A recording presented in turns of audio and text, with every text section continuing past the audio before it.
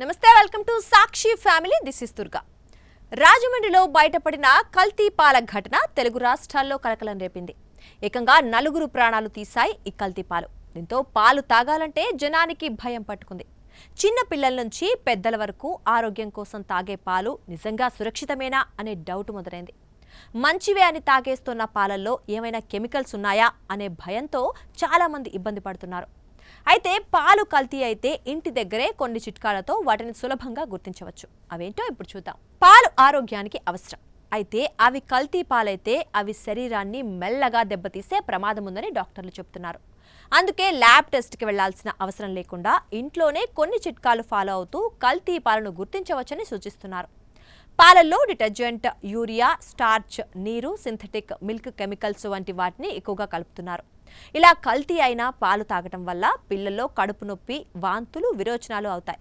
పెద్దల్లో కూడా దీర్ఘకాలంలో liver, kidney సమస్యలు, రోగనిరోధక శక్తి తగ్గటం వంటివి రావచ్చు. అటువంటప్పుడు పాలు తీసుకున్న వెంటనే కొన్ని చిన్న టిప్స్ ఫాలో అయితే కల్తీని ఈజీగా గుర్తించవచ్చు.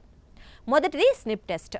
ఓ చుక్క పాలను నూనె మీద వెయ్యాలి. అది తెల్లటి గీతలా జారితే అది స్వచ్ఛమైన పాలు, నీళ్లలా జారిపోతే కల్తీ. అలాగే మరోటి నురగ పరీక్ష. ఓ సీసాలో పాలు వేసి గట్టిగా ఊపండి.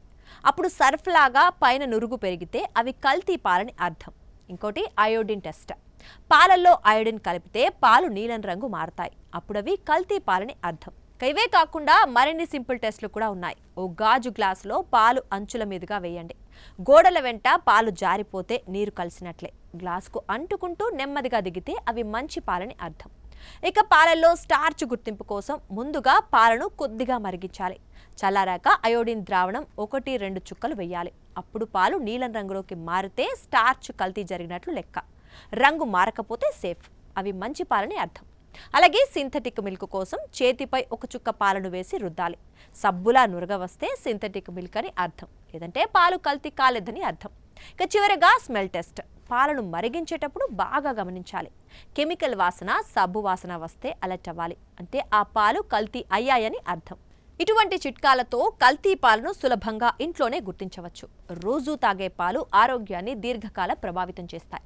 కాబట్టి వాటిని ఎంచుకునే విషయంలో రాజీ పడకపోవటమే మంచిదని చెప్తున్నారు వైద్యులు. సాక్షి టీవీ ప్రసారాలను నిలిపివేయటం చట్టరీత్యా నేరం.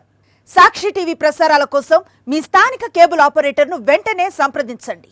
DTH లో, ఇంటర్నెట్ లో కూడా సాక్షి టీవీ ప్రసారాలను వీక్షించవచ్చు.